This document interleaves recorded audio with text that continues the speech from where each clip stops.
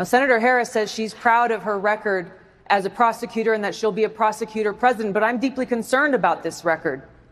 There are too many examples to cite, but she put over 1,500 people in jail for marijuana violations and then laughed about it when she was asked if she ever smoked marijuana. She blocked evidence. She blocked evidence that would have freed an innocent man from death row until the courts forced her to do so. She kept people in prison beyond their sentences to use them as cheap labor for the state of California. And she fought to keep cash bail system in place that impacts poor people in the worst kind of way. Thank you, Congresswoman. So I'm not going to sit here and say I'm going to do something that's only going to benefit black people. No.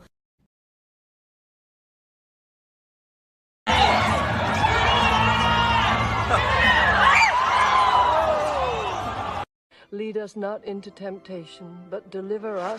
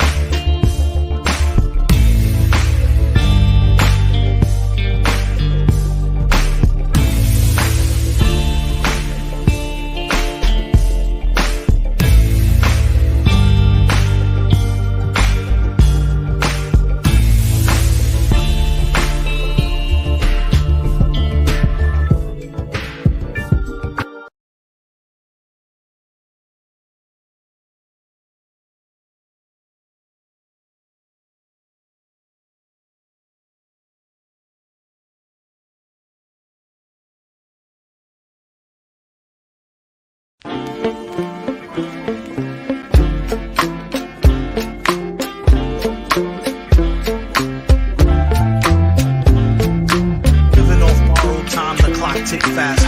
That'll be the hour they knock the slick blaster. Dick Dastardly, a Muttley with sick laughter. A gunfight and they come to cut the mix master. And living the true gods, giving y'all nothing but the lick like two broads. Got more lyrics than the church got ooh lords. And they hold the mic at your attention like two swords. Or you the one with two blades on it. Hey you, don't touch the mic like it's AIDS on it. All right. Welcome once again to the Beatzilla PDX official show. I am your host, Beatzilla PDX officially. And we are here once again for a weekly wrap up. Hopefully everybody is doing well this evening. Thank you for tuning in. Once again, we are live. And I would like to say thank y'all for everybody who has been tuning in to the new format of the channel that we rolled out this week. So I'd like to thank everybody who has been tuning in. I hope you all are enjoying the changes that are coming to the channel. So as you know, there will only be one live a week. And that allows me to give more videos to you about specific stories. So, and those videos will be shorter, of course, because it's just about one topic. However, we are back on Friday evening with the good old fashioned live. So with that being said, family, as you are coming in, if you could do me a huge favor and hit that like button, share this on your social media. Right now, I'm dual on right here on YouTube and over on X. So if you're watching on X, make sure you come on over to this YouTube channel and subscribe to this YouTube channel as well. So, you know, and also if you have not already done so, please subscribe to this channel. Hit that notification bell, hit the word all, that way you'll be notified anytime this channel goes live or a video is uploaded and or premieres as you guys have seen this week. So once again, shout out to all of y'all. And for my members can testify to the fact that they see these videos a day before. So the evening before these videos will air, the members do get the opportunity to see those videos first. That's a member perk. And by being a member, you can hit that join button. And you can also get that perk as well of the channel, and also helps support this channel as well. So shout out to all of my members. Thank you for tuning in as well. And let's see who we have in the chat thus far. Oh, you know what? First off, before we greet the family in the chat, Kamala Harris and the Democrats roll out a new pander tactic. And let me tell you, it is it's very interesting, but I guess it's to be expected. But you know, also there's another little piece of news we have to touch on, and it's funny that it comes in a certain timing, as in wrapping up New Black Media Appreciation Month. You know, there was some news that happened on the Black news front. So yeah, there's that. But with that being said, thank you again for tuning in. This is the Beatzilla PDX official show, and I am your host, Beatzilla PDX, officially.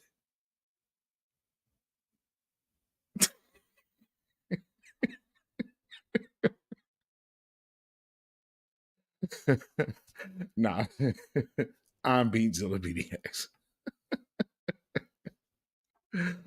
Oh, goodness. Oh, man. So, you know, as we do here, we also have fun with the truth, and we have fun with the news. So with that being said, let's see what we got in the house this evening. Got Brother Kerman Wingfield in the house. Shout out to you, Black First, brother. I appreciate you being here. Strength and honor to all, Black First. Yes, indeed. Patricia Slade in the building. Jersey City is here. Black First. Appreciate you for being here. I can't get my words out. It's been a long day. Good evening, my good sister Judah Queen. Good Black First Night fam. Yes, indeed. Same to you, my good sister, and thank you for all that you do. And we got our good sister Blueberry Muffin in the house. Matter of fact, I just seen a super chat from Blueberry Muffin. There we go. Excuse me. Thank you for the super chat, Blueberry Muffin. I appreciate that. Peace, power, blessings, and protection be upon you and yours. Also, thank you for being here as well, and for being a good, solid, strong voice of our good grassroots. Appreciate you as always. And we have a super sticker from Black Spider as well. Peace, power, blessings, and protection be up on you and yours. Thank you so much for that as well. My I-5 Pacific Northwest compadre, thank you. And this weather has been so crazy. So as you can hear, it's been murder on the voice. It's insane. The weather is going from like today. I guess this is really what tore me up today. So today it went from like almost 70 degrees and then it drops to the 50s and it's raining now. This is just ridiculous. And it's in the midst of spring. Like it's a beast out here. You understand? So we're getting through it, but good grief.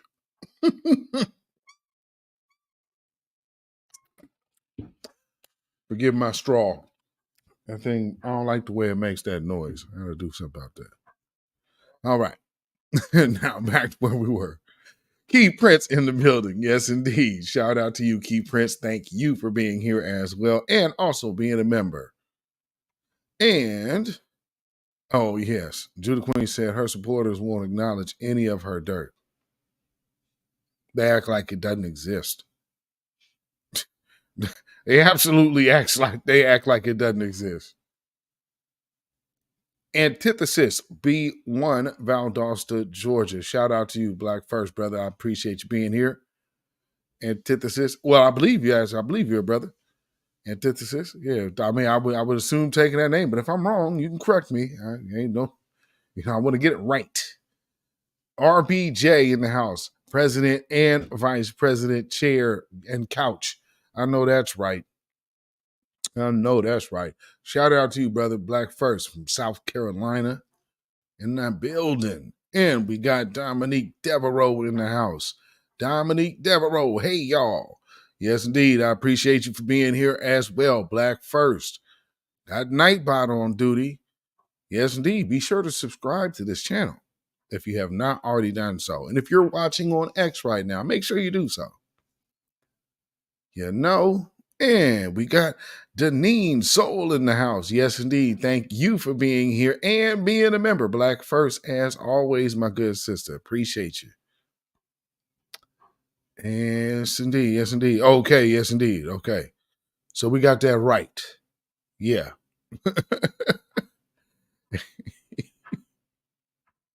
You already know.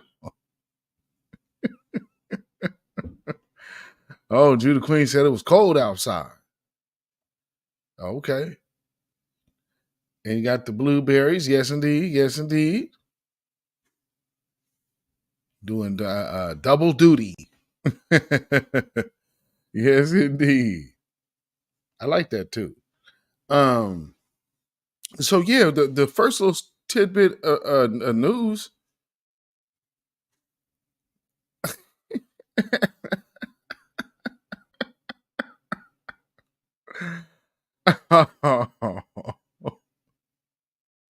This is just utterly fantastic. For those of you who have been down with me long enough, have I not told you that we were going to be a problem for all of those who thought that they were fitting to come over here and start disrupting the movement of this wave of new black media?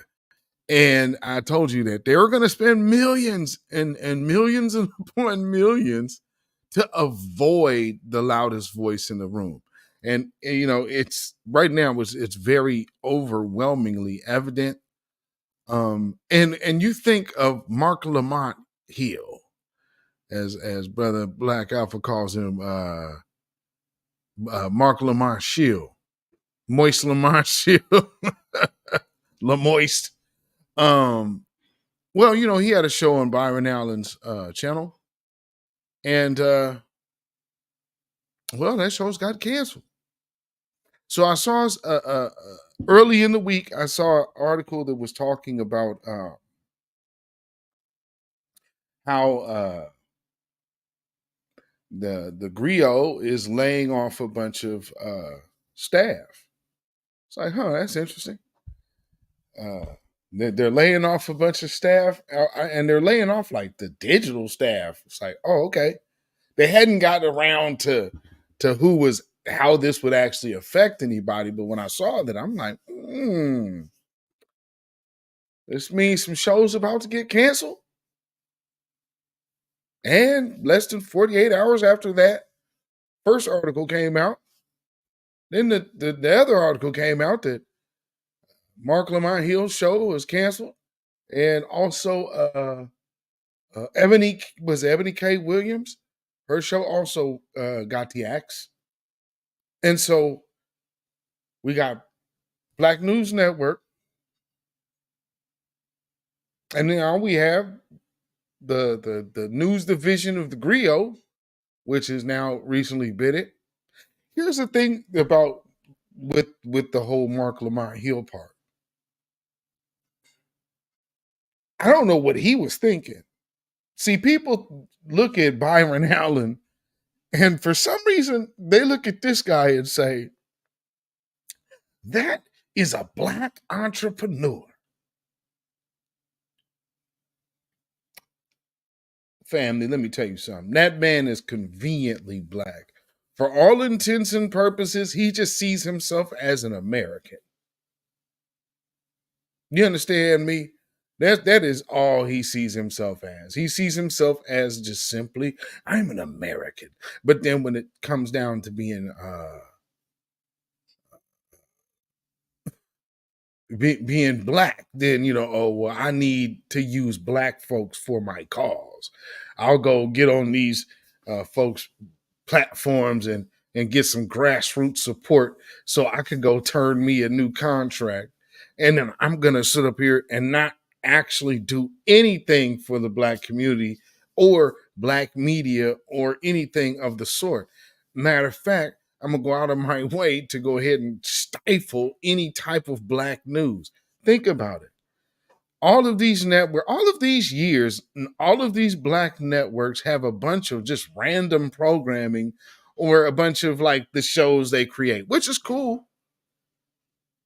But why are there no news divisions of like, say, TV One? And I mean, for a time they had that, but they didn't really have that heavy, especially BT. BT News came on for what, a half hour at 10:30 at night? A half hour. What kind of, I mean, granted, I will give them credit. It was nightly news, but I mean, truth be told, and then we had Ed Gordon and Tavis Smiley that started, and then, see how that, they got them out the paint, or they had to move on to radio. But even, and now with them, they have bigger platforms by themselves,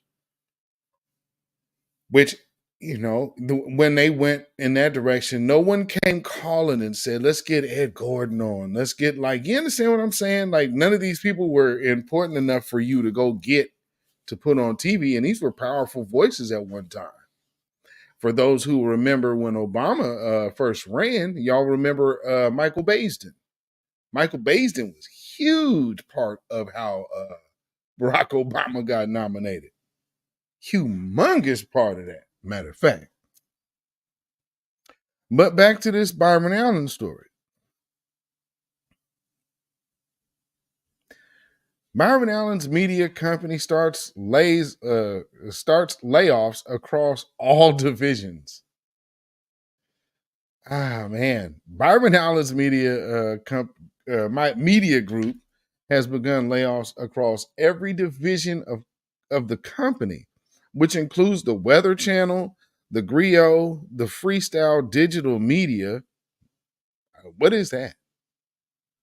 A rep for the company told the Wrap on Thursday, Allen Media Group is making strategic changes to better position the company for the growth that will result in expense and a workforce reduction across all divisions of the company.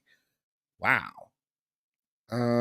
That's when cuts at the Griot, a multi-platform media outlet catering to Black Americans, were first reported.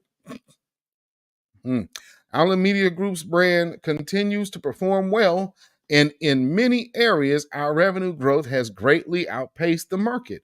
We are aligning these changes to drive future business opportunities and support our growth strategies in our rapidly evolving industry. Hmm. And the statement concludes with the axe is falling at the griot. An individual with knowledge of the situation told the Wrap on Monday. Managing editor Christy Oglesby and members of the podcast and video team were laid off, the individual said. Mm.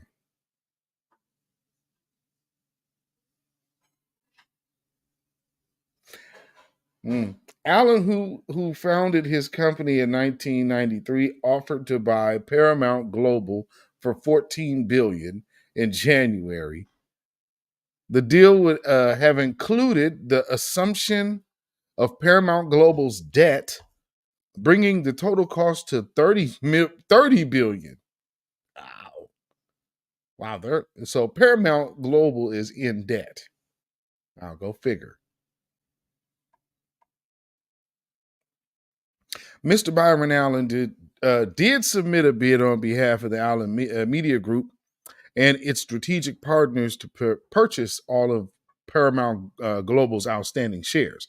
We believe this $30 billion offer, which includes debt and equity, is the best solution for all of the Paramount Global shareholders, and the bid should be taken seriously and pursued, a representative for Allen in the statement provided to the Wrap.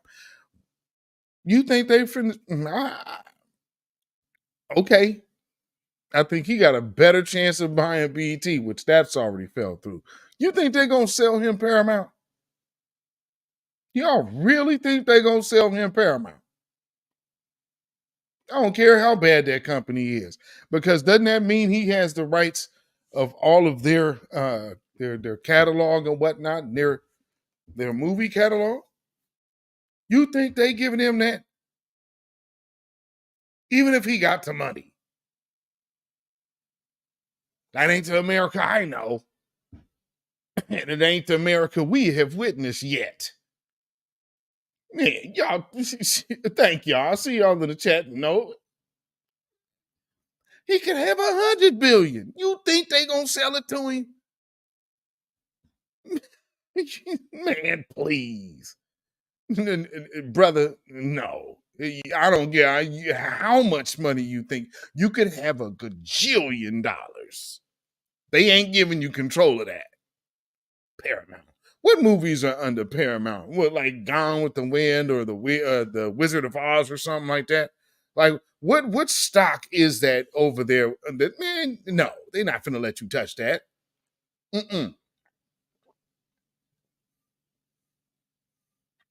He crazy. He crazy. He think they finna let him touch that. No. That is not how it works. Because you think you getting a little too big for your britches. Matter of fact, see, this is the other thing that I'm looking at when it comes down to Mark Lamar Hill. He's over here protesting against Israel and the government of Israel. Do you think Byron Allen has been able to keep his riches this long, stepping out there, crossing the wrong individuals? He ain't doing that. Guarantee you he ain't doing that. What do you think? Why do you think they cut him so fast? The first thing they went to, I guess we're going to get you up out the paint real quick before you become a problem. Because at the same time that they're cutting ties with him, there's a story that comes out that I guess Mark Lamar Hill done told his kid that I guess goes to one of these colleges where they're protesting Palestine, go up there and tear ish up. Boy, you some kind of stupid. If that is true, geez, dude, you thought that this man was going to. If you think Byron Allen is going to ever rock the boat for another black person, you are stone cold nuts, my man. Dark skinned brother with the super sticker. Oh no, with the super chat. Yes, indeed. Run FBAR checks. Yeah, indeed. Couch 2024. Facts. Yes, indeed. And thank you for being here as well. And thank you for the super chat. Peace, power, blessings, and protection be up on you and yours, brother. I appreciate it. And I see in the mix radio in the house. Salute to you. Thank you for being here as well. And brother Ricky in the house. I see you in the house. Thank you. Yes, indeed. Man, oh man. So the grill was acquired by Allen Media Group in 2016, which also owns 27 network affiliates, broadcast television stations in 21 U.S. markets.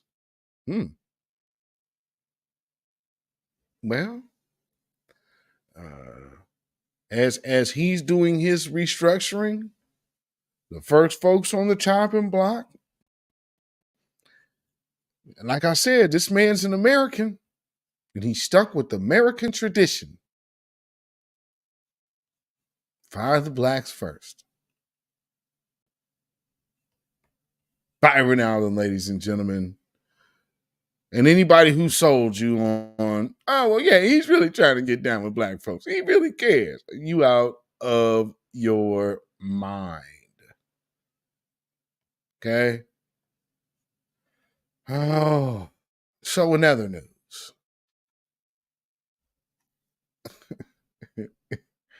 Boy, this is a very interesting time for the Democrats, isn't it? Because now they're realizing that we have to really, truly pivot to talking to black folks. And they're still just trying to talk at us. There was something I saw the other day from, what's the lady from the Caribbean caucus. What's this woman's name? Hold on, let me see if I can. Let me find her tweet. Because she says something really odd in this post. And I had to wonder, like, well, number one, she's a tether. And then she's like tying our history in with the Jewish history, which really makes no sense. Talking about something about our shared history. Ah, there it is. Okay. Let me see what this says. Okay, so yeah, this is Barbara Lee. Was Representative Barbara Lee. Barbara Lee says Jewish American Heritage Month. This month and every month we celebrate the contributions that Jewish Americans provide to the rich fabric of our great nation and recommit to fighting anti-Semitism and prejudice in all forms. Hashtag our shared heritage.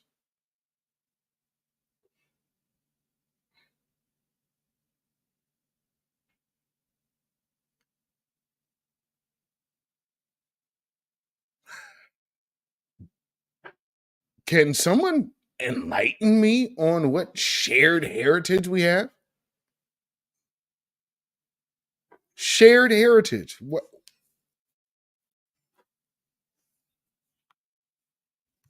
No. Where is the avenue in where we intersect? Is anybody aware of that? I mean, huh? Let me see. Let me check this hashtag out. I just want to see what comes up under it. You know what we gonna do? We just gonna have to bring this up on the screen. Oh, hold on, ladies and gentlemen. Oh, wait a minute. Oh, wait. Oh man, here we go with the. So this is a thing, huh? This is a thing. Shared heritage. All right, hold on. Yeah. boy, the disrespect is outrageous. And then you do it in a way like, no, we're just like the same. No, we not. We really are not.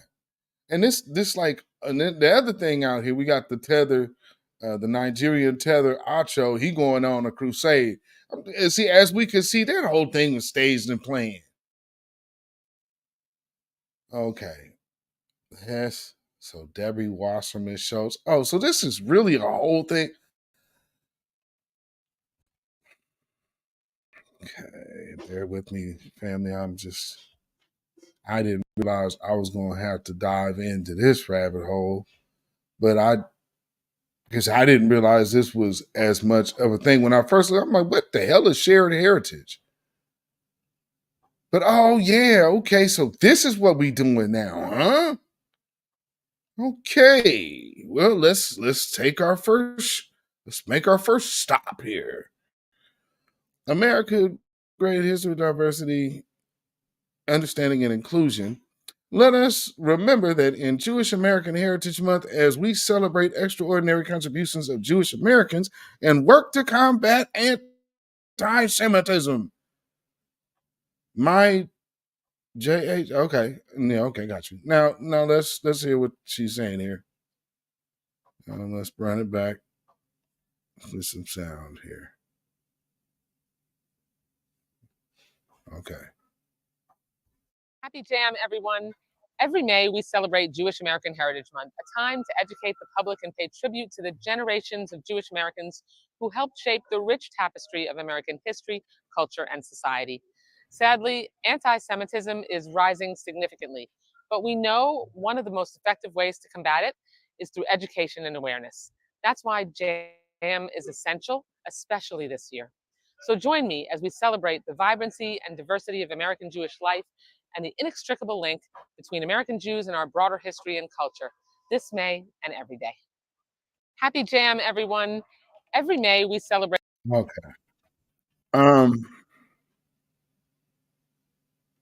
I personally, right there, maybe I'm missing where we see shared history.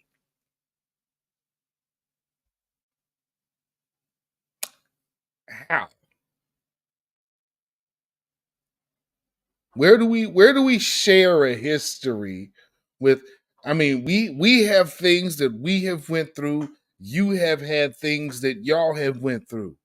Where is the shared history? Because we didn't go through them together. So what is that?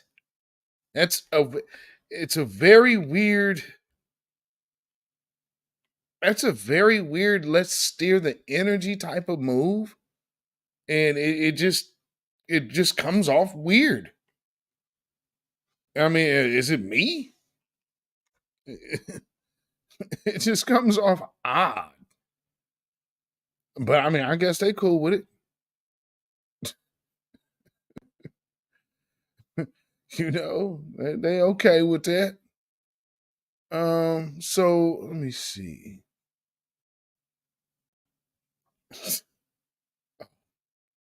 The other thing. So I guess, and like I said, the Democrats, boy, they pulling out all the stops. They are really pulling out all the stops. But then again, will turn right around and then put their foot in their mouth. So it's like, okay, well, I mean, like the Jamal Bowman dude. This dude's a moron. Or, well, I don't know. I mean, the verdict's out. I'd say the verdict's out for me. Well, actually, the verdict's full blown in for me, but y'all decide. But one thing I will say is that this dude, like, he's the dude that pulled the little fire alarm stunt. And now, you know, this dude talks like this. These is two black folks, but listen to this.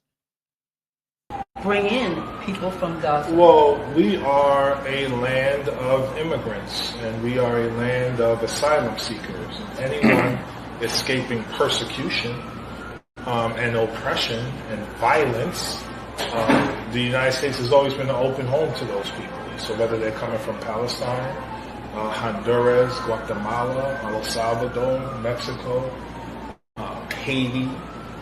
They're coming here to contribute to our economy, which 99.9% of them are. We've always been a place to open our doors to immigrants coming here. So yeah, fully support that.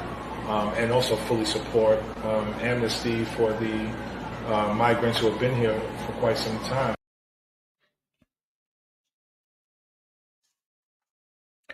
Absolute traitor. And these are black leaders. So when they say, well, man, we got representation, I feel represented. I don't. I don't need someone to look like me and then represent someone else on in policy. See, no, we need what looks like us to represent our policies, period. Full stop. No one else. We don't need no black caucus. See, everyone, the Hispanic caucus ain't just being there to be Hispanic and go with the Democratic line. They go get stuff done for their community. The Indians and all of these other groups, they go get stuff done for their community. We have a black caucus. What do? Everything against doing something for the community. I mean, think of this Negro, Jim Clyburn. And the notorious video where he's like, you'll never get it. You'll never get reparations. I support reparations, but not in that name. That's not reparations. Well, I was a part of the H.R. 40 bill. See, okay, I guess you just know more than me. Oh, okay, how smug of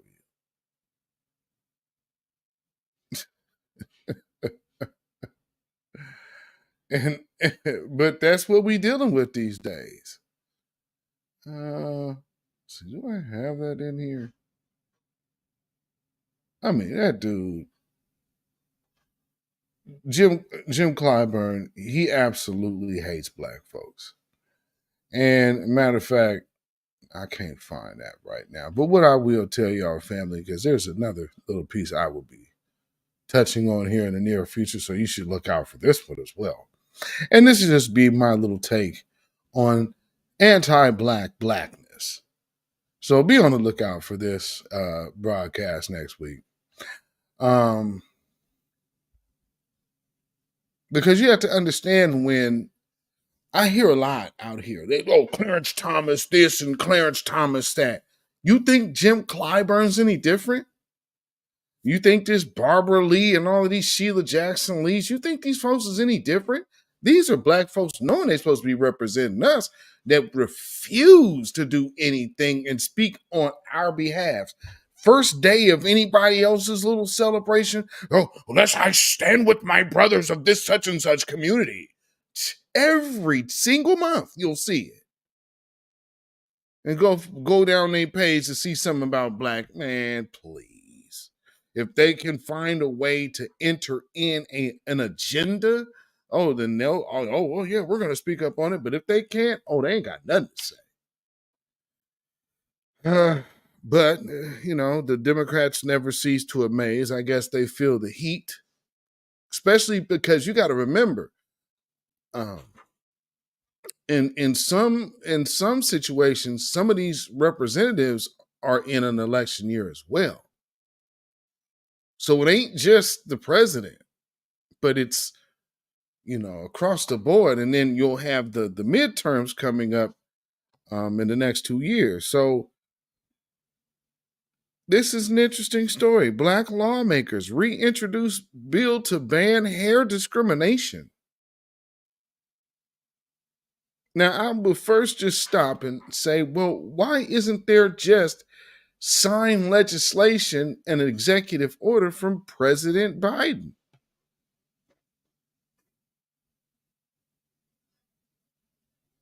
You have to put together a bill to stop hair discrimination. I live in a city to where you can identify as anything you want to.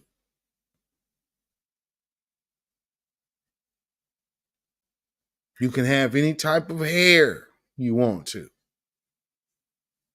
course, All of these people to whom I'm referring to are white. So when you're saying something that is notoriously, specifically targeting black children, black people in the workplace, black men and women in the workplace, why isn't this already a federal law? But anyway, we'll go on and read this. Representative Bonnie Watson Coleman from New Jersey and Senator Cory Booker, also from New Jersey, gathered outside the Capitol with fellow lawmakers as well as Adjoa B. Asamoah, co-founder of the Crown Coalition, in announcing the creating a respectful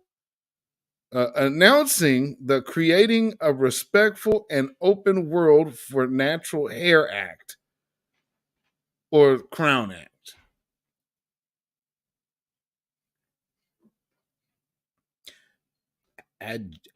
Adjoa B. Asamoah? Okay. Watson Coleman said the lawmakers were reintroducing the bill for the simple reason nobody, no worker, no student, no person should ever face discrimination because of how their hair grows out of their heads. Well, see, here's the thing. Why isn't that part? Because your hair is your culture. And see, this law should have already been passed. So here's an evidence of still those single, or not single, shall I say, those many little residual laws that show you how much this government has legitimately targeted black folks, and then also established a systematic society, a whole society that ensures the supremacy and anti-blackness all in the same time. And that part's real easy to see. You know what I'm saying? That part is real easy to see. So let's just be clear. Let's see. Oh, okay. Wait. I see some super chats. Let me get in here. Let's see what I'm saying. Okay, I see that one. And with the super chat, dark skinned brother. Yes, indeed. I'll put my glasses on so I can read that. Let's see. I am not done yet. I'll try to look out for the family when I can, my warrior brother. Oh yeah, yes indeed. We got at this point. You already know, brother. I appreciate it. Shout out to you and thank you. Peace, power, blessings, and protection be upon you and yours. I appreciate it as always. Yeah, man. Oh, I see David Boyd in the house. Shout out to you, David Boyd, in the building. Black first, brother. Yeah, I see anybody else come in. Okay. Yeah. Oh, Cynthia Newman. All right. Cynthia Newman in the building. Black first. I appreciate you being here. And Lynette Williams. Appreciate you being here. Thank you. Black first from Montgomery, Alabama. Yes, indeed. And Lady Effa in the building. I see you sneaking off for being here. Shout out to you, my good sister, Lady Effa. And thank you for being a member. And DSM Sinister in the building. What's going on? I appreciate you for being here. Black first. Man, y'all already know this this Crown Act. This thing should have long been a law. And Cory Booker and them, it's like, yeah, this is just con. More con. In the midst. So they're talking about proposing a bill, reintroducing the Crown Act bill. But we're over here seeing billions billions of dollars going out of the country. But you know, when I saw the this actually on somebody's post, do you know somebody had the nerve to mention, "Oh man, great! This is where our tax dollars are going." Are you kidding? Like somebody hopped up in my comments here on YouTube talking about where is the money for reparations going to come from? Did you ask them where that money from Ukraine is coming from? Go ask them that. And if you didn't, why are you asking that? Oh, we know why. It goes on to read, we can't control the texture of our hair any way that we can control the color of our skin. Oh, okay. Well, yeah. And yet, Black Americans routinely face discrimination simply because of the way their hair is. No, I mean, that is the way their hair is not what's being discriminated against. The hair is being used as a tool just to be anti-Black. So, no, this is just simply anti-Black. You're doing too much. And this is kind of my thing with this whole thing about the crown. You don't need no damn thing about your hair. What you need is an anti-Black hate crime bill. This is about anti-Black discrimination. It's very simple.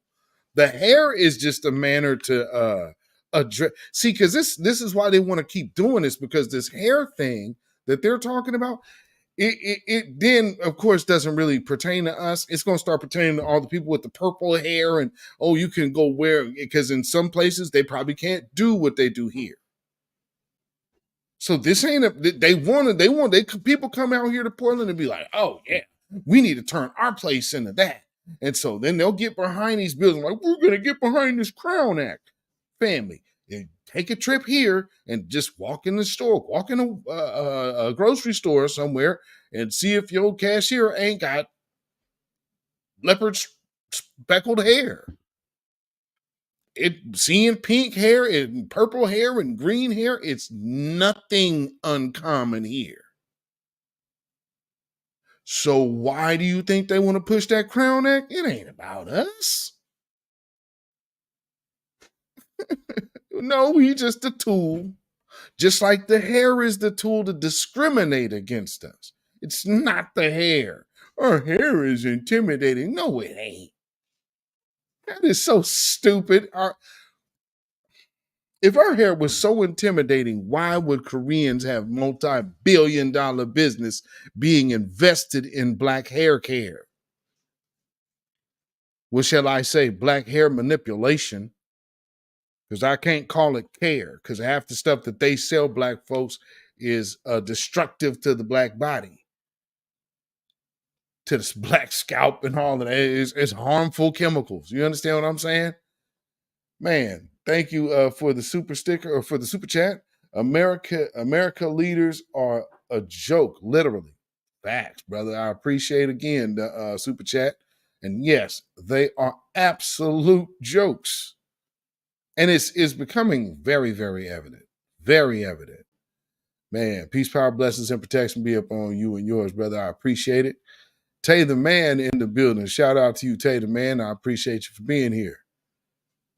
And yeah, in the mixed radio, no tangibles, no vote. And Blueberry Muffin with the super sticker. Thank you for the $5 super sticker. I appreciate you. I'm going to say Blueberry Muffin. I'm sorry. Black Spider. Black Spider in the building with the super sticker. I appreciate you. Thank you so much. Peace, power, blessings, and protection be up on you and yours. Oh, man. So, again, with this, let's see, it says, a 2020 study from Michigan State and Duke universities found that Black women with natural hair are often perceived as less professional and less competent than Black women with straightened hair or white women with straight or curly hair. Wait, how did you just maneuver? Or white women? No. White women have an inherently pass of white privilege. That inherent privilege right there. Let's not just gloss over that like, well, the white women ain't getting it. Rachel Dolezal got all of them styles. She ain't got no issues wherever she went. Her problem was they found her OnlyFans page. I mean, she's disgraced. And truth be told, if she shows up to your town, you already know she ain't really wrapped too tight, but they still keep hiring her anyway until it becomes a problem. Then we got to cut you loose. You don't think they knew who the hell she was when she walked up? Please go to Arizona. Oh yeah, I'll just reinvent myself.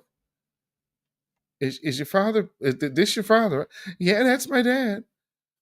Well, is your dad a African American? I don't understand the question. Well, is your father black? It's like, oh wow.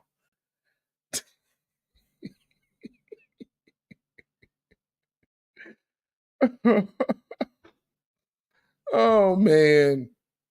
So I won't go into the reason. I mean, because we already hear this. This to me is just a bunch of more time wasting so they could say, well, look at, we doing something, y'all. See, now we trying to do something. And this is just for black folks. I'll tell you what, anti-black hate crime bill works a lot better. Then we don't have to worry about being discriminated because of the tool or the vehicle that's being used and say, oh, well, the way your hair grows, I don't want that. No, we won't have to worry about that no more, right? Because you can't discriminate against me, my hair, the way we wear our clothes, or our dialect between one another, our banter between one another. You can't interfere with that. So yeah. Yeah.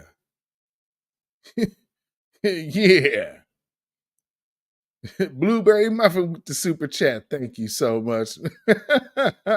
Black first. Tim might as well give since you called me out. Black first. Oh, thank you so much. I appreciate you as always. Peace, power, blessings, and protection be upon you and yours. Thank you so much, Blueberry Muffin. And another Blueberry Muffin super chat. Thank you so much, my good sister. Always appreciate it. Peace, power, blessings, and protection be upon you and yours. Thank you so much. And just lost after that question. Man, let me show y'all. Let me show y'all this video that they did. They proud of themselves, ladies and gentlemen. They're gleeful. We are still in a nation where a tremendous amount of our citizens face discrimination based on their hair. Black women are 50% more likely to be sent home from the workplace because of their hair, and 80% of black women feel the need to change their hair from its natural state to fit in at the office. This is just wrong. It is a form of discrimination against people because of who they are. The Crown Act seeks to address this, to end this discrimination. And to be clear, this is not a partisan issue. I want to specifically thank Susan Collins for her leadership and willing to stand with us in this effort. The federal government would simply be following the lead of our states. Already 19 states have passed laws that prohibit hair discrimination. This is an issue of justice. This is an issue of fairness. This isn't just an issue of ending discrimination that has existed for too long. Enough is enough. We need to pass this bill. Oh, Lord, man, we need to pass this bill. We need to pass this bill. Man, let me tell you something. Anti-discrimination. That bill seems to just ring a lot better to me. We need that anti-hate crime bill is what we need. Because, see, what we are facing is a different situation. And we got black folks that are often misled because they have felt under the guise of help everyone else and not your own. So they'll go out there, let me go protest for Gaza. Let me go stand out here. I ain't going to stand for my own, but I will go out here and stand for them. And then you got these folks out here showing you exactly what they think of you.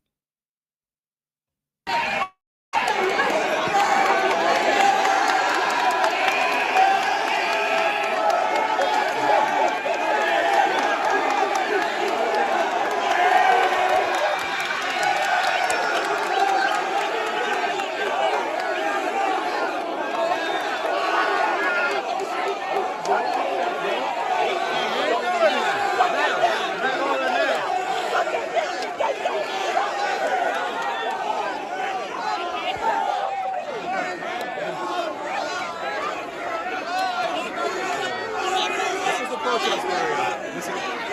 that?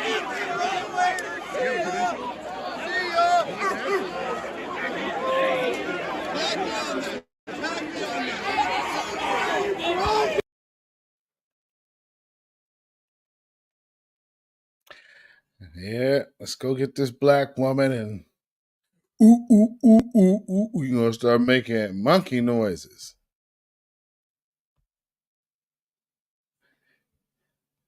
What do I say about societal indictments? And this is the next wave of society, right? That's what we're supposed to be witnessing right here.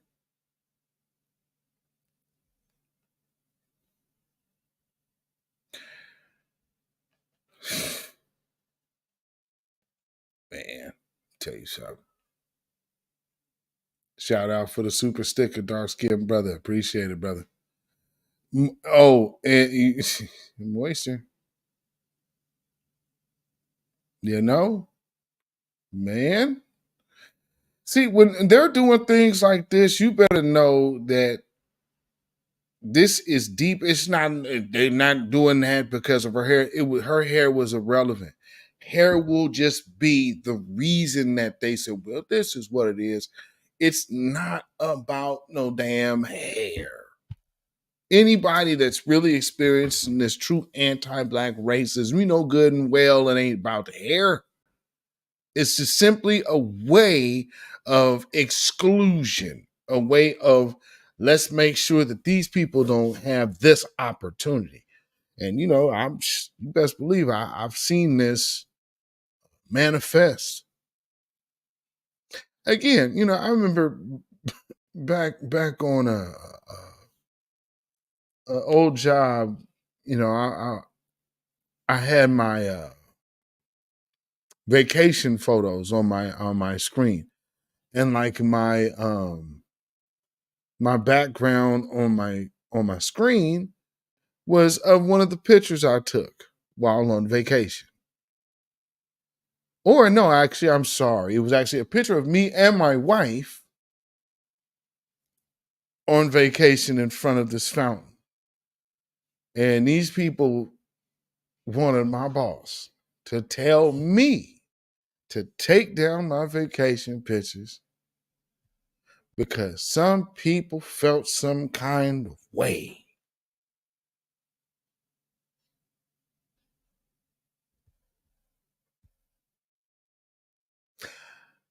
Me and my wife going on vacation. The pictures of us having fun, enjoying ourselves, was harming them.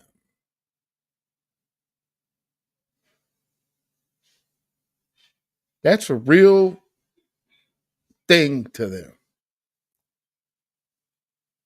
Y'all got to know that. These people that, I mean, man, some of these folks will stew. They do nothing but think about us all day long, all night long.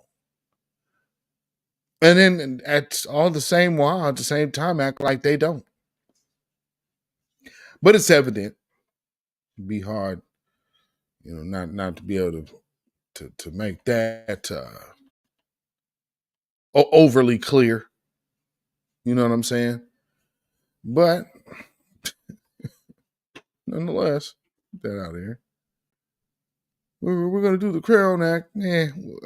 Okay, whatever. It's just more time wasting, and we're not getting to the root of the matter. So, no. Here's another thing, real quick. A real quick pivot before we get to this the story I really want to get to. I want to show you how other folks come to this country, because just keep this in mind. These are Asians in this video that I'm about to play, but I want you to understand only Black Americans do not see America through the lens that immigrants do. All of these other immigrants, they look at America through these eyes that I'm about to play you. And so when you see them and be like, well, that's Asian people. It ain't. It is an immigrant thing. Remember what Acho said in my broadcast the other day? One of the things he said, he was an immigrant first. Y'all better pay attention to that part.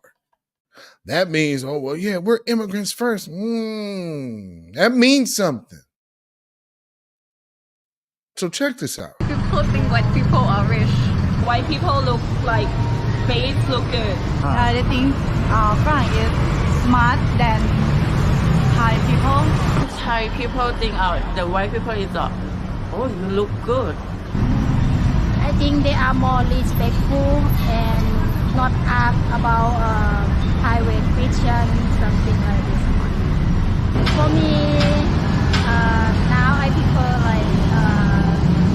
Europe or American people. I think they are more understanding, more kind.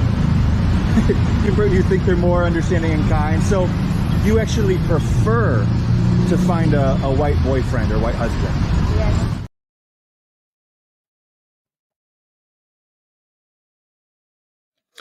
Do you see the fragility of supremacy?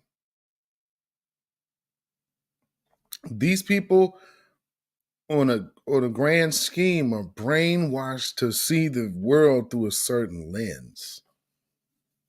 That's why we can't align ourselves with anybody like that.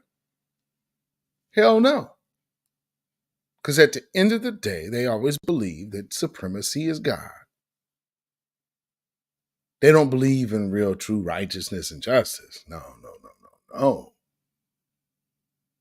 They believe in them folks. That's why we have to absolutely delineate. And there's your evidence. Because they're Asians. No. You think that these Nigerians don't come over here and think the same way? We came over here and had to align ourselves with white culture. I didn't learn black culture until college. Because they figure the best way for you to come up is because that's how they perceive, oh, well, this group of people is just better than this group of people. So I'm going to align myself with this group of people. That group of people don't align themselves with anyone. And so I think it's time that we do the same. Because we simply cannot align with anyone who thinks that is the answer. We are working in two opposite directions. So once again, for those who say, well, we need a coalition, we need allies. There's no applicable allies in this scenario. None. It would be an impossible task at this juncture. So let's see. Where do we need to go? Let me see. Where's this? I'll play this real quick because somebody hopped on my stuff. Oh, man, this video is clickbait. I was actually posing a question. And so, but there's always going to be people that hop up in your comments talking. They can't wait to say, hey, this is clickbait. No, it ain't clickbait. It's just a thumbnail because I'm showing you something to the question I'm posing. However, since you wanted to see what was going on here, well, here's some of your cousins. We're back with the all-in black mafia. See, here's the thing. Now, this is where the proof is in the pudding. 4 years later, there's no Black Lives Matter protest, but this is a Gaza protest. No black folks in the vicinity whatsoever. But all of the same antics that you were blaming the black folks for are happening now. And they sat up there and told them, well, you know, if you guys don't leave, you might get arrested. And then at some point they announced that they were arrested. And then this is how it turned out after they were arrested. And then all of those people who were barricaded into the Portland State University library, they just came out like this. And you would have thought that, well, let's just see how it went. You know, what is the process for trying to track these people down? I mean, is there surveillance video inside the library potentially? Do you see this being an active process to try to find every one of these people and take them into custody? Well, I can't see your screens. I can't speak to that. What I can tell you is that, you know, we take all these charges seriously, that we will be, you know, supporting Portland State University and their police department and their investigative efforts. And, you know, with the hopes that we will be able to bring charges appropriately. So, and we have. Real gentle like, huh? No pepper spray, no weapons out at all. No beanbag guns. Remember, they was out here shooting people in the face with beanbag guns. Tear gas canisters. Just, I mean, you would go downtown and you could just, the remnants of tear gas.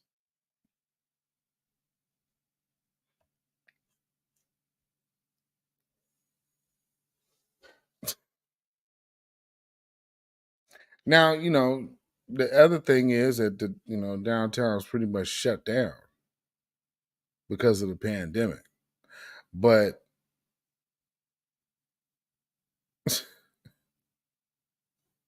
it's night and day. Night and day the way they treating these protesters at these schools. And like I said, you got all of these, and they know these people, you got paid protesters. This is too well organized. This is just subsequently happening in all of these different universities at once. Man, miss me.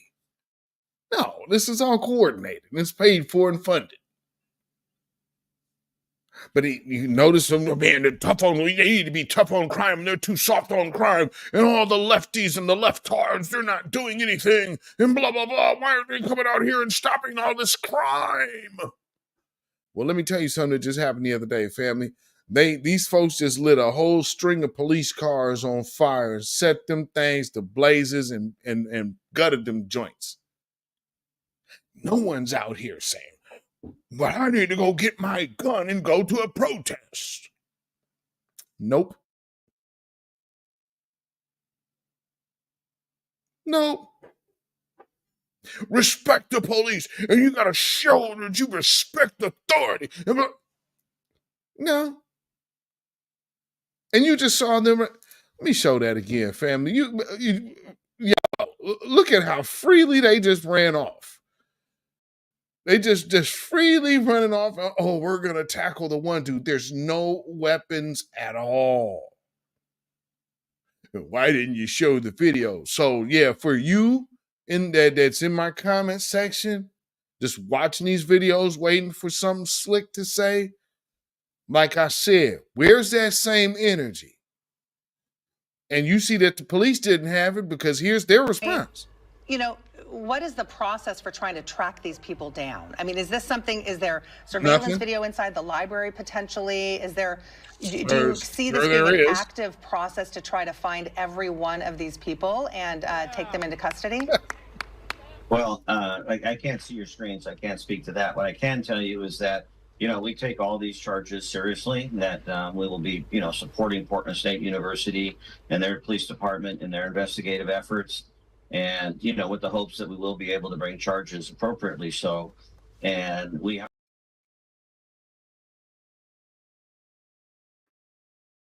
I mean, zero pepper spray, no batons, no nothing. Yeah, it went extra light on them folks, didn't they? Super duper duper light.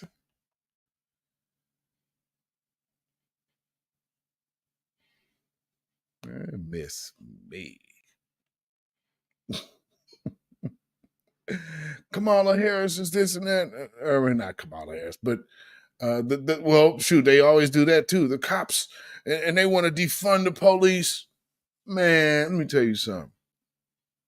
Here in this city, the only reason why we have a decreased police force, it's not because they got their money cut. It's because they could not keep indiscriminately over policing black folks here. Quit. Their job of over policing black people means so much to them. They will quit.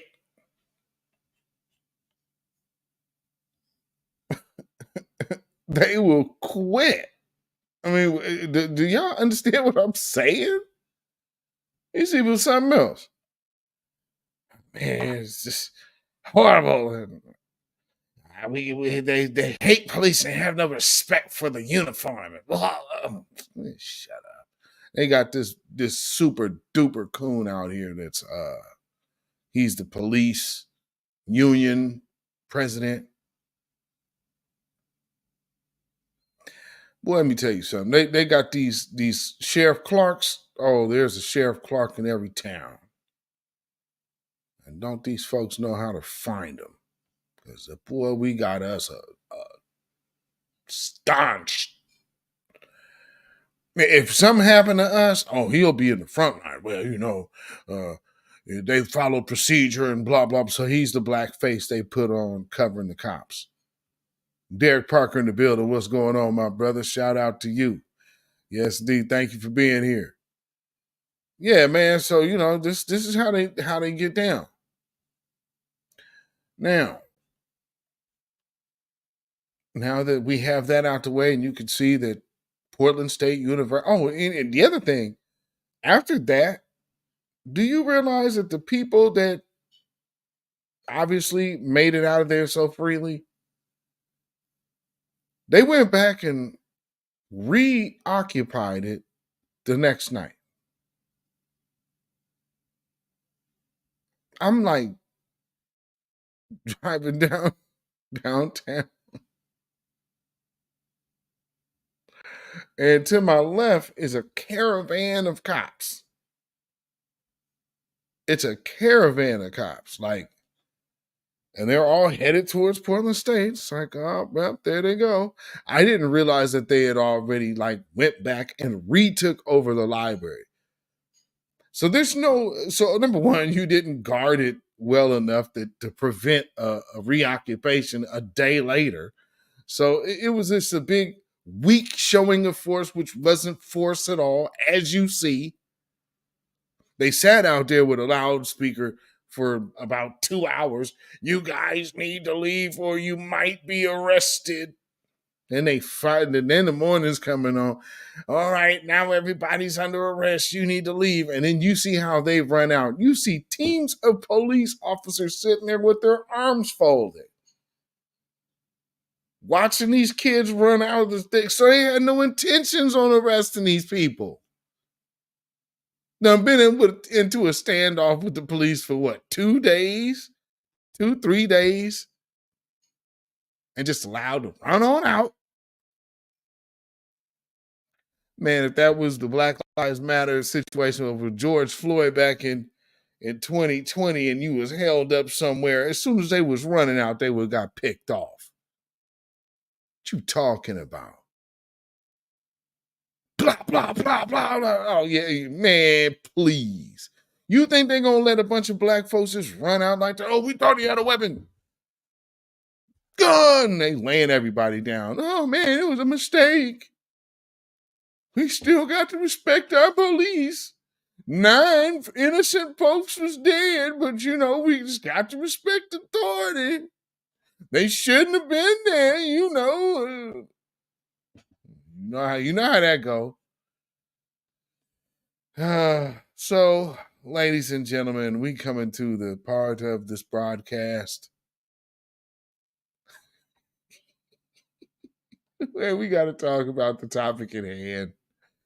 And I know how some of y'all, it's going to be We ain't gonna have too much Kamala, but we do have to deal with some Kamala. And but we ain't got no long speech of hers today. So you ain't gotta power through that this evening, but we do have to check out some things, family.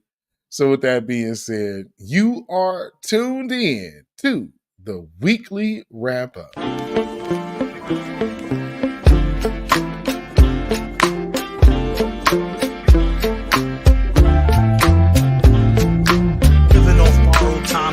Tick faster. That'll be the hour they knock the slick blaster. Tick dastardly, a monthly with sick laughter. A gunfight and they come to cut the mix master. And living the true gods. Giving y'all nothing but the lick like two broads. Got more lyrics than the church got ooh lords. And they hold the mic at your attention like two swords. Or you the one with two blades on it. Hey you, don't touch the mic like it's AIDS on it. All right. So the story that you see in the thumbnail is Kamala Harris' tour to target black male voters.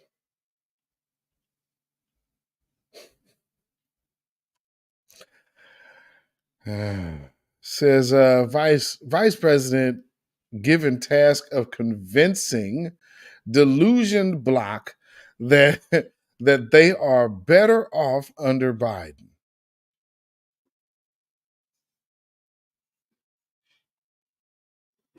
What do y'all think? Are we better under Biden? Are we better off? We'll see. Kamala Harris has dispatched on the campaign trail to convince black men that they are better off under Joe Biden amid fears they are abandoning the Democrats. The vice president's multi-state economic opportunity tour kicks off in the critical battleground of Georgia on Monday. So last Monday, they headed to Georgia to promote this new initiative. You see, shaking hands, and Raphael Warnock is escorting them around, and so they're gonna get some good photo opportunities here. Let's see. Okay, so she heads to Michigan next week. Her office said Miss Harris.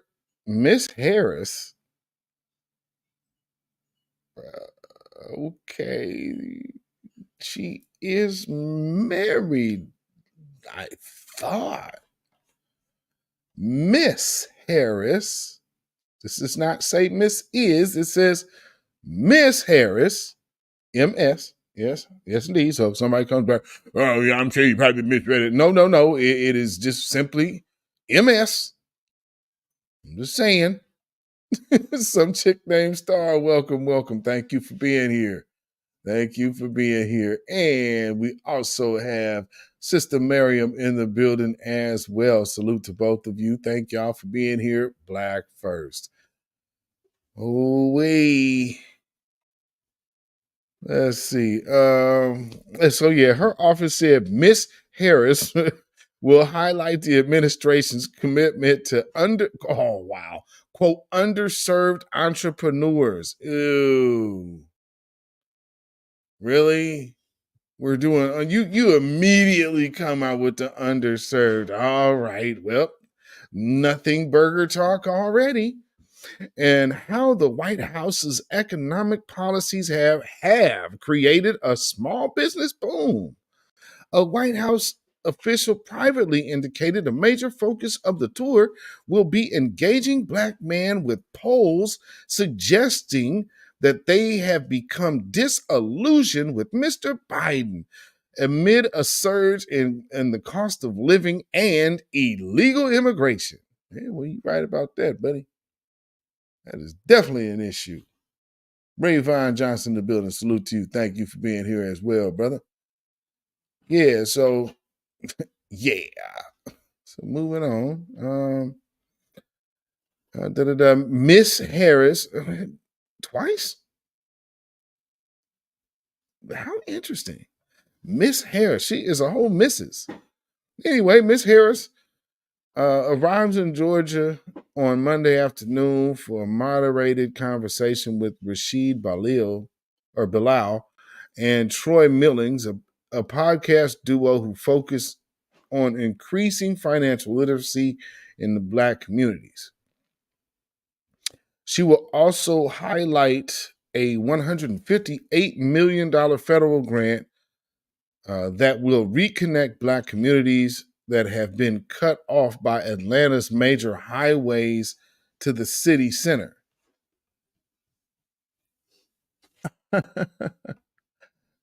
Now, that part is very interesting because, it wouldn't just be in Atlanta. There's multiple cities. I'm in Portland, Oregon. The freeway runs right through North Portland, right through Albina. What are you talking about? I mean, literally, like the freeway runs back there through through Albina. And if anybody knows where the historical Black mecca or epicenter of the Pacific Northwest in this region in Portland or in Oregon was, it's Albina, the district, where I'm from, the north side. And they've been trying to do everything. I went to one of these city meetings. They was trying to put a toll booth in the hood, but trying to leave it free for all of, like, we have a place called Lake Oswego here, which we call Lake No Negro, because there was actually on the books that, aside from the state of Oregon, Lake Oswego specifically wanted to take it a step further.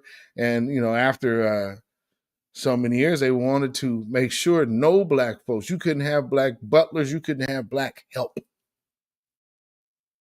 They didn't want it. Most definitely could not allow Negroes into the lake.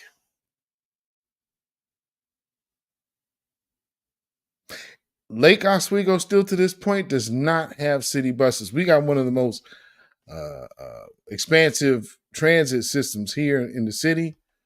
And there ain't no bus system there's no bus that goes to Lake Oswego. It'll take you on the outskirts of Lake Oswego, but it's not going into Lake Oswego. And that's how they keep their little mecca. Tigard, they'll be like, oh, well, we don't want no Walmart because that brings the wrong type of crowd. Y'all know what that means, right? It's a little more urban. Bring the wrong type of folks around. Mm-hmm. Okay. Mr. Biden pulled off a surprise victory in Georgia in 2020 with high turnout among African American voters, helping him turn the southern state blue for the first time since Bill Clinton in 1992. But 4 years later, polls suggest Mr. Biden's nationwide support among Black voters, a significant block in the key battleground states, appears to be waning. This month, a poll of seven swing states in the Wall Street Journal showed more Black men plan to support Mr. Trump than Mr. Biden in 2020.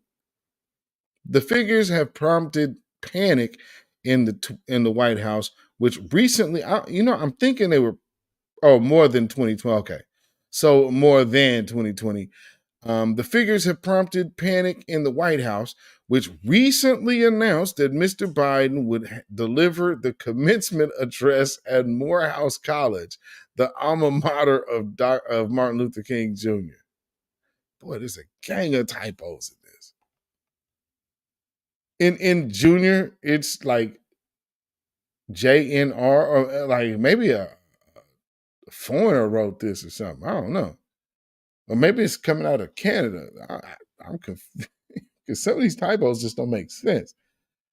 But but the announcement triggered a backlash amongst the school's faculty and students who have criticized Mr. Biden's handling of Israel-Hamas war. Meanwhile, Mr. Trump views Georgia as a key target for his White House comeback and has been working to win over Black voters who represent 30% of the state electorate. The Republican candidate recently appeared at a brunch of at a branch of a fast food outlet, Chick-fil-A in Atlanta, where he received an enthusiastic welcome from Black Republican activists, including students from Morehouse College. Mr. Trump aides believe focusing on the economy and immigration, two key areas of concern among the voting bloc, and where he leads Mr. Biden in polling, will be critical to his success. The vice president, who is taking on greater campaign responsibilities for the 81-year-old Mr. Biden, with more than 35 trips to 16 states this year, has focused on abortion access, gun control, and voting rights issues which disproportionately impact minority voters. Sources within Ms. Harris's inner circle have argued that the number of administration's actions have directly benefited Black Americans, such as expanding access to health care coverage and expanding child tax credits. That's not something that's everybody. I can't stand when they do that. See, it's something that everybody gets just helped us. No, it helped everybody. So that's not us getting made whole. That's just everything shifting up. That's not a move. But they believe more must be done to make voters aware of those achievements, as well as highlighting record low unemployment levels among Black Americans. Did I not tell you on this broadcast that because remember we rolled right on through the pandemic, and I said, watch Joe Biden take the reopening of America and all the jobs. Like, he's going to say that he actually created jobs when it's really just the coming back from the pandemic. And yeah, lo and behold, right now, the biggest in history. When has there been a global shutdown? Of course, it would be record unemployment. Coming from a complete shutdown? Absolutely. Makes total sense to me. But this is the way they spinning it. And it's so amazing. It's like, damn, I told y'all he was going to do that. And this is the tactic they're using right now. That's why you have a new Black media. That's exactly why you have a new Black media.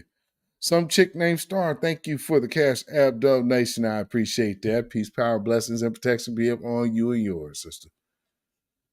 Yes, indeed. One source said, Miss Harris, this is killing me. Miss Harris is a historic vice president that has how many read? Let me start again. One source said that Miss Harris, a historic vice president, has uniquely ability to deliver that message. She has a uniquely how?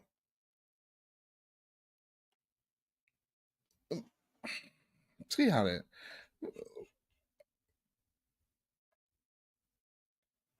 You really think so? So I'm not going to sit here and say I'm going to do something that's only going to benefit Black people. No. How do you get here? How?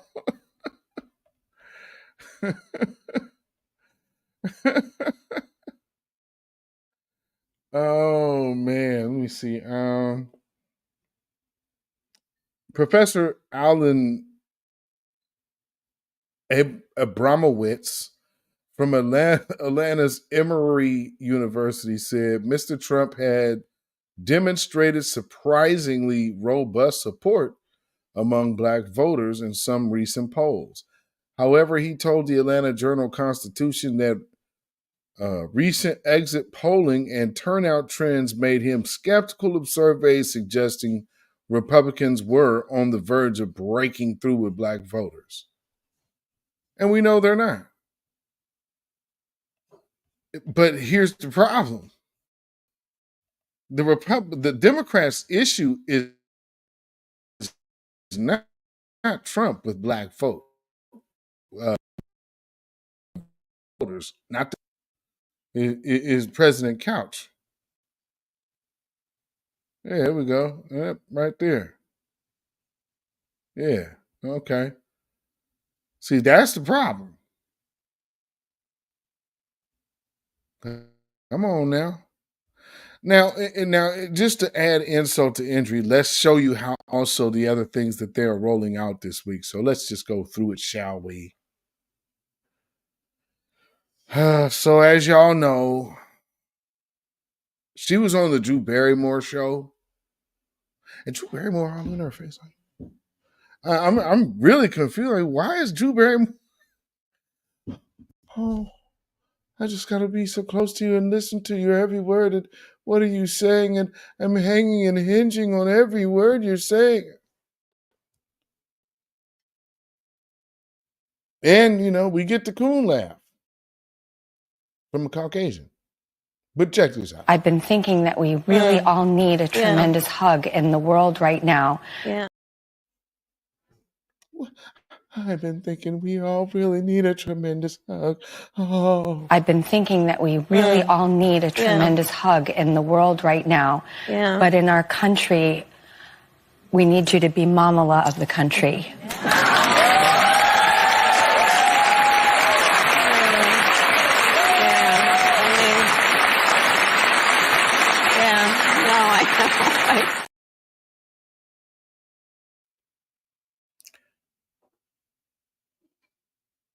Kamala needs you to be Kamala of the country. Kamala. Which, I don't know if that's the best route to have taken, because could we possibly say Mamila?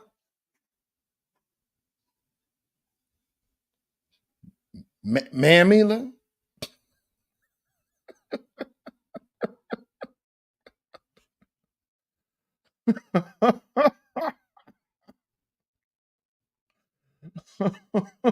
Oh,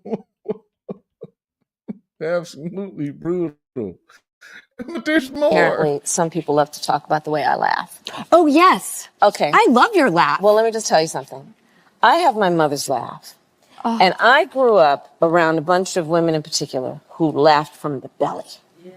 They laughed. They would sit around the kitchen and drinking their coffee, telling big stories with big laughs. I'm never going to be, that's just, I'm not that person.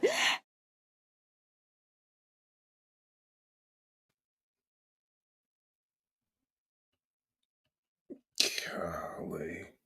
So this is, and you're sending this person out to entice Black men. This person. So I'm not going to sit here and say I'm going to do something that's only going to benefit Black people. No. Hooey. But this is how she reaches out. Elections matter. Elections matter. Organizing matters. Showing up matters. Remembering the strength and power of our voice matters. Fighting for the right to be seen and heard matters. Fighting for the dignity of all people matters. And that's why we're all here together. And we are all here together because we love our country. We love our country. She ain't said nothing. We believe in the foundational principles.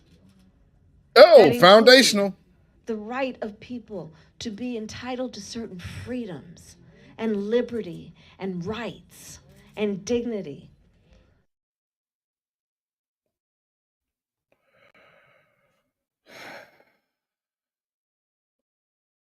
Boy, she could babble. That was a 48-second nothing.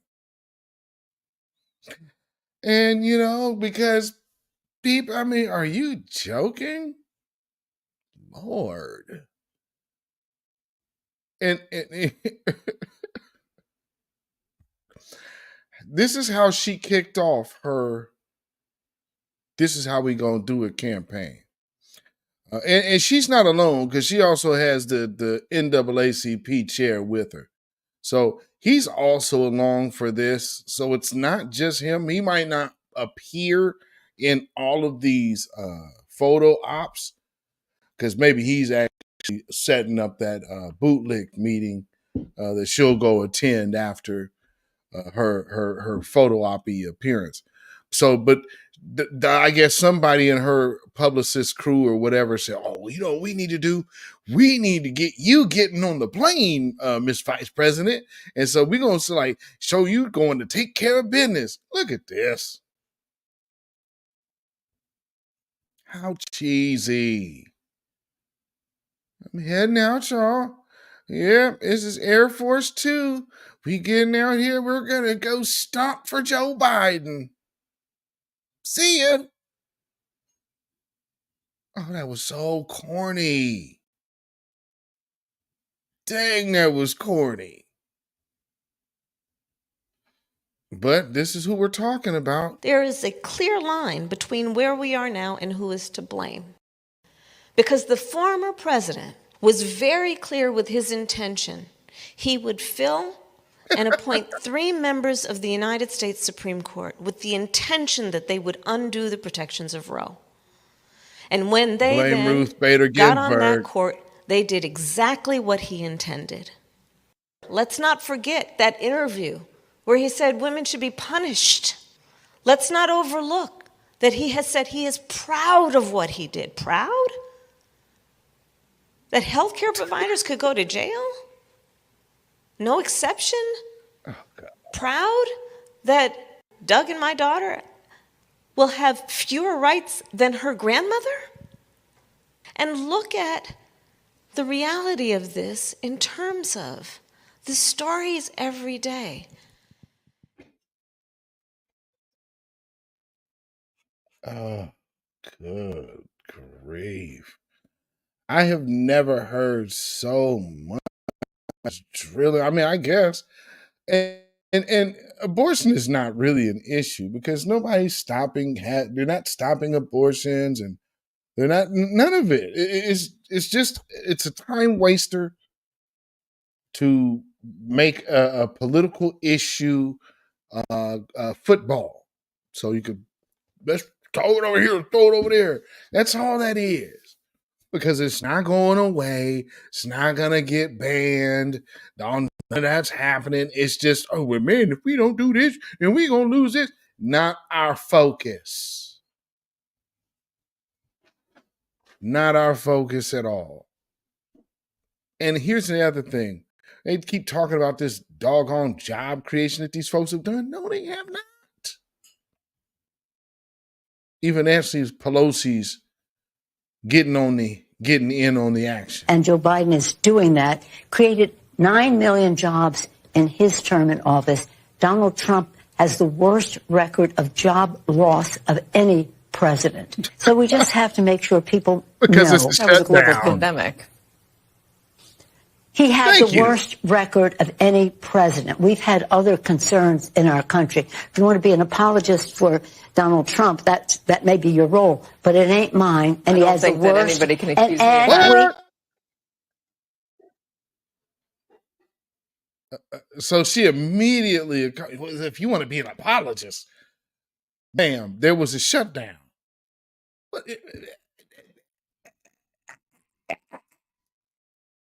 That lie choked her up real tough, didn't it? No, man, well, it was a shutdown. There was the truth. Yeah, see how the demon just got caught. That lying spirit on Nancy Pelosi. Didn't know what to do with the truth. That was just real raw. Well, it was a global pandemic. It's whole shutdown.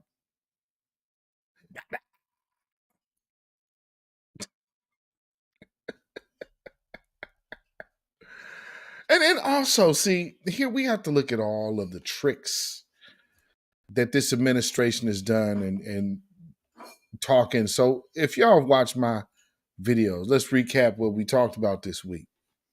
We talked about the OnlyFans model who said that she was approached and was working and pushing her propaganda for the Bidens through a third party. We already discussed that before on this broadcast. So we knew that was coming. This is one of the TikTok individuals that they were using that actually said that they were using it and admitted. You think Septum Ring TikTok ain't getting checks? Y'all really believe that? Yeah. Septum Ring Twitter is most definitely getting checks. Don't think they not. Septum Ring TikTok and they get them checks. Come on. Now, let me show y'all something. Let me show y'all something.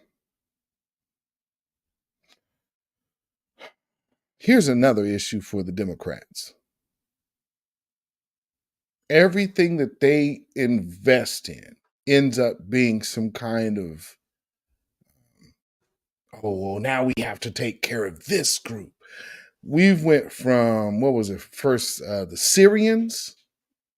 Y'all remember that whole little conflict, right? Then Ukrainians. And then we have all the illegal immigrants coming through over here. Now we're talking about moving Palestinians from Gaza to America. This news exclusively on CBS News. The Biden administration is considering a plan to allow some Palestinian refugees to come here to the United States. That's according to internal federal government documents that were obtained by CBS's Camilo Montoya Galvez. According to the plan, some Palestinians fleeing the war would be offered a permanent safe haven here in the U.S. And one option under consideration is to allow those who have immediate family members who are either American citizens or permanent residents to enter the country if they pass various background checks first. The plans would require coordination with Egypt, which has so far refused to allow large numbers of people from Gaza to cross the border into that country.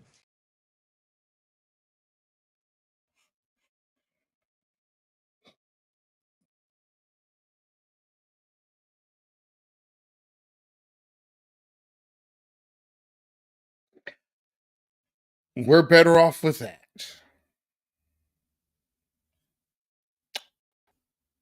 I got 2 more for you, family. Let me get these in here.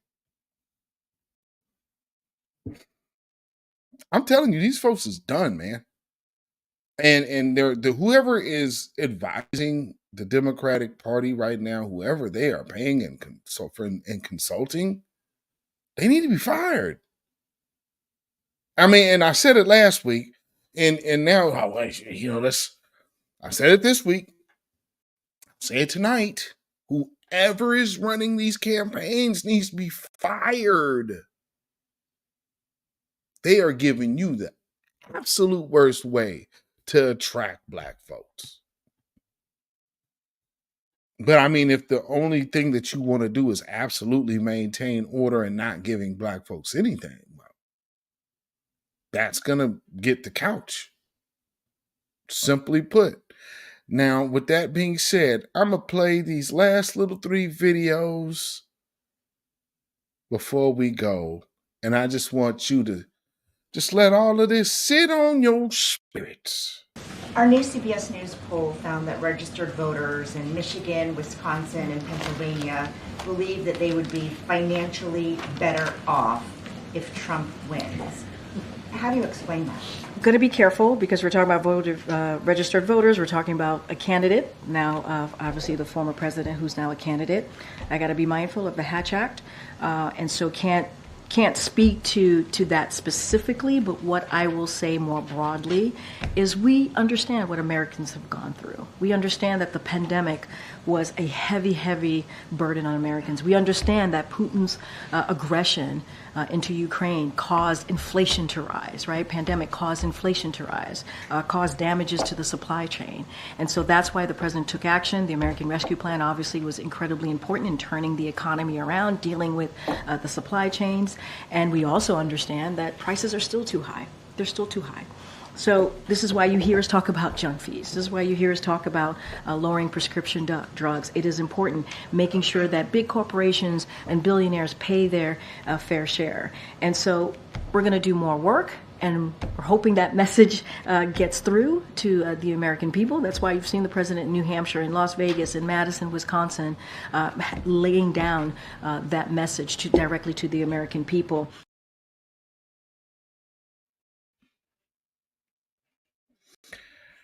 Yeah. Never forget. Senator Harris says she's proud of her record as a prosecutor and that she'll be a prosecutor president, but I'm deeply concerned about this record. There are too many examples to cite, but she put over 1,500 people in jail for marijuana violations and then laughed about it when she was asked if she ever smoked marijuana. She blocked evidence. She blocked evidence that would have freed an innocent man from death row until the courts forced her to do so. She kept people in prison beyond their sentences to use them as cheap labor for the state of California. And she fought to keep cash bail system in place that impacts poor people in the worst kind of way. Thank you, Congresswoman.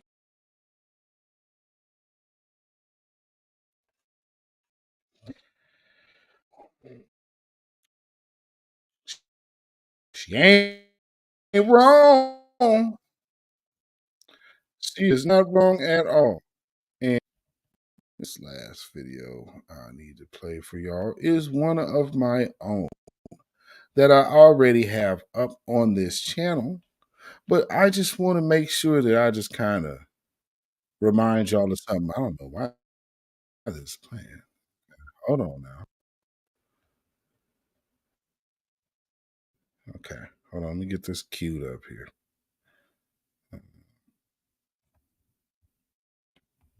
And bear with me 1 second. Okay.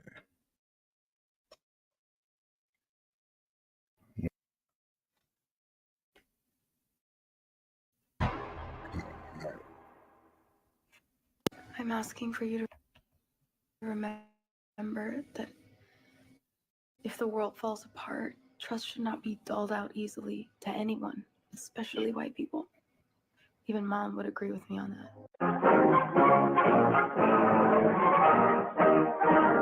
The Southern revolt against President Truman reaches its climax at Birmingham under the states' rights banner. Venerable Alfalfa Bill Murray comes out of retirement to join in the protest against the president's civil rights program. More than 6,000 flocked to the Rump Convention to select a presidential ticket. In the forefront of the move are Alabama and Mississippi delegates who bolted the Democratic National Convention at Philadelphia.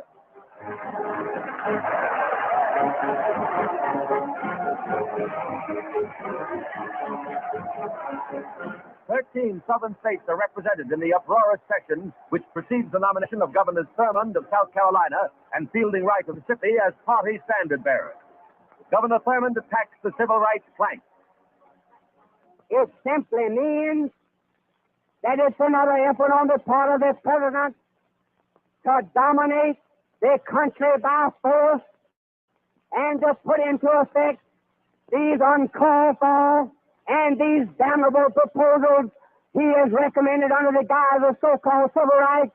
And I tell you, the American people from one side or the other had better wake up and oppose such a program. And if they don't, the next thing will be a totalitarian state in these United States.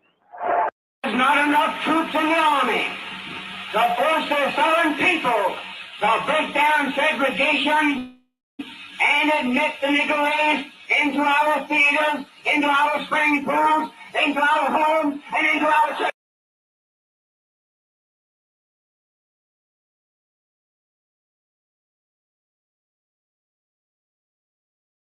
Unless we do something about that cadre of young people, tens of thousands of them, born out of wedlock, without parents, without supervision, without any structure, without any conscience developing, because they literally, I yield myself 3 more minutes, because they literally have not been socialized.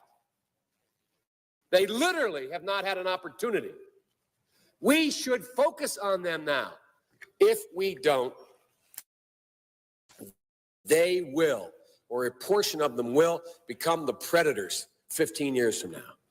And Madam President, we have predators on our streets. These people on, they are often connected to big drug cartels. They are not just gangs of kids anymore. They are often the kinds of kids that are called super predators. No conscience, no empathy. We can talk about why they ended up that way, but first we have to bring them to heel. Under the leadership of Senator Thurmond, and I'd like to suggest that I take some small credit for it myself as well, and others, the presiding officer, that there is now a death penalty. And we passed it a couple years ago. If you are a major drug dealer involved in the trafficking of drugs and murder results in your activities, you go to death. And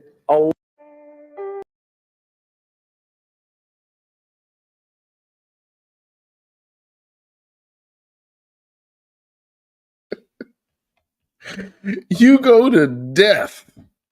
That's where you go. This is your Joe Biden. This is him targeting and focusing on Black America. And hey, some of them might turn out to be the predators. Some of them. So we have to target all of them. And now you're going to come out and tell us that the very person who will get up in front of folks, get up in front of Black folks and say this. So I'm not going to sit here and say I'm going to do something that's only going to benefit Black people. No. We're somehow supposed to believe now that we're going to be better under this guy. But I tell you, if you have a problem figuring out whether you're for me or Trump, and you ain't Black.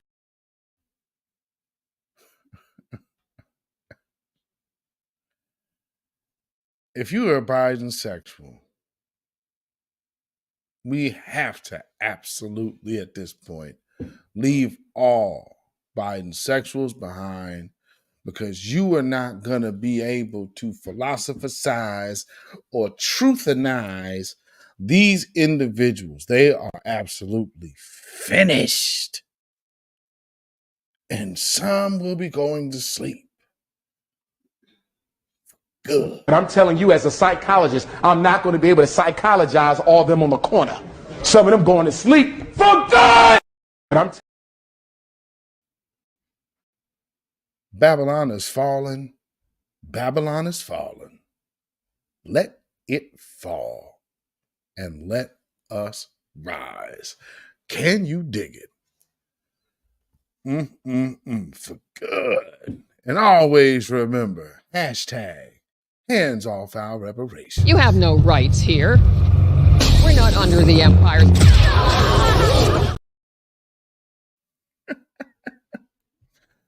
Anyway, family, what we have to talk about is we have to really be honest with what we see. And we have to make sure we call super duper pandering tactics like this out when we see them, when they try to approach us with the nonsense, because that's all this is. This is how do we further benign neglect. And you're literally funding a tour to promote benign neglect. And let's push this abortion line as if it's the biggest agenda in the Black community, to which it is not. It most definitely is not. They have tried to do that time and time again, but it is not. Moonrise in the building. Thank you for being here. Glad you were able to make the live. Appreciate you. Whew. These folks are something else, family. And what we have to absolutely do is separate ourselves from these bootlicks, because at this point, we this is where the rubber is going to meet the road. This is May, next month, June. I think some of these, one of these conventions is coming up soon. There's one in August, so we're not far away from like the ready, set, go action of it, which it's already pretty much set.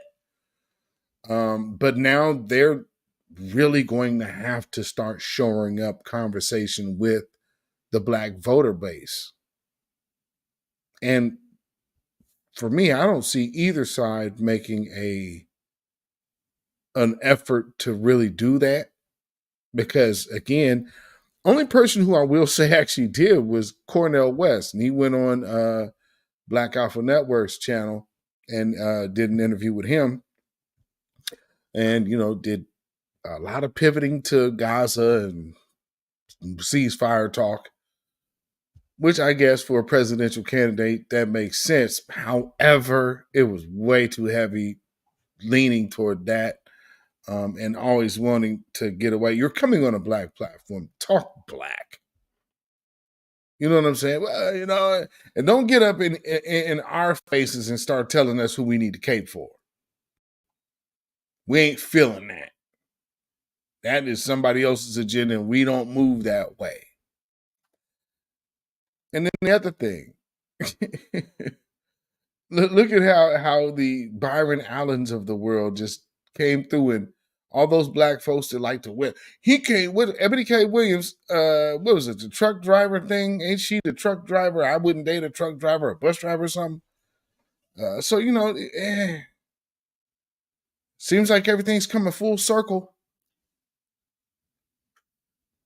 And to get rid of all of these people going into a political season, this tells you that they know these folks have no pulse on Black America, but they refuse to interact with the grassroots. Oh, well. So, like I said, and like we've been, and everybody's starting, you're hearing this sentiment. Couch for president. No tangibles, no vote. No black agenda, no vote. It's how it's shaping up. Why? Because not just only are these illegal invaders not our responsibility, but most definitely Israel's conflict in Gaza is not our responsibility, nor is Ukraine our responsibility. And for all of you who think that it is, I speak for myself, beatzillapdx official, beatzillapdx official show, those of you in the chat, the grassroots, Voices of New Black Media. I know I am safe when I say we proudly dedicate this song to you. Get up off of that cocaine and get up off of that crack. Get yourself together and get your mind back. Yes, indeed. Who did I see? I see some folks coming here a little late. Yeah. See, Oyela's Cadence made it. Yes, indeed. Thank you. Thank you, sister, for making it in. Shout out to you. We are international. Afro Troop TV. Welcome, welcome, welcome. I appreciate you for being here. Yes, indeed. So thank y'all for showing up. I appreciate y'all for tuning in this Friday evening. You can follow me on Facebook, Instagram, and Twitter at beatzillapdx. You can email me at ourrealtruth@gmail.com. And if you feel so inclined to put some money in the bucket, you could definitely do so by way of Cash App. That's $ beatzillapdx. That's Cash App, $ beatzillapdx. And we also have PayPal, which is Zilla Muzak. That is ZILLAMUZAK at PayPal. And shout out to Nora Brown for the super chat at the end, or not super chat, but for the Cash App donation at the end of New Black Media Appreciation Month. I appreciate you. Just wanted to make sure you knew I did see that. And salute to you. So yes, indeed. Peace, power, blessings, and protection be up on you and yours also. Thank you for that. So, ladies and gentlemen, we have came to that time again where we will bid each other adieu. You know? So hopefully everybody is, like I said, liking the new format of how we're doing things here. So it'll only be one, remember, only one live. So there will not be a live on Wednesday. It'll be Friday. So a week from today. And then throughout the week, you'll just keep looking out for, I'm not necessarily going on a set schedule for dropping videos. However, Wednesday there will still be a video posting on Wednesday evening at that slot. So, you can bank on that. So, and then just keep posted to the other videos. Matter of fact, also remind you again to be on the lookout for this little piece. This won't be long, but I'll just want to touch on that real quick. Anti-black blackness, because a lot of people get caught into that. Well, they black, so they can't think this way, and they can't think that way. You have to really understand the deep nature of self-hate. So, and that one, I will be sharing a childhood story, and just two childhood stories. Just kind of give you an idea of how early some of these mindsets start and sink in. Like those people from Thailand, that's real. These people look at themselves and be like, oh, there's something better than me. So they inherently just adopt that belief. And then that is the foundation which everything else they do stems off of and grows from. Cancer grows. So we're going to talk about that. But until the next time, the next broadcast, next video, family, make sure you keep your 3 smooth stones at the ready and your slingshot nearby. Stay black, stay vigilant, stay alive. Black first, black first, black first. Shalom, y'all. Have a blessed weekend. Peace. When you know who Satan is, yes, sir, you don't have to kill him. No. The stone of truth. Yes. See, that's what you throw. Yes, right. Allah says, had we wished to take a pastime from before, surely we would have done it. Nay, we cast truth at falsehood till we knock out its brains. Every one of you that knows the truth, stand up and tell it from the mountaintop. Black people can't take it no more.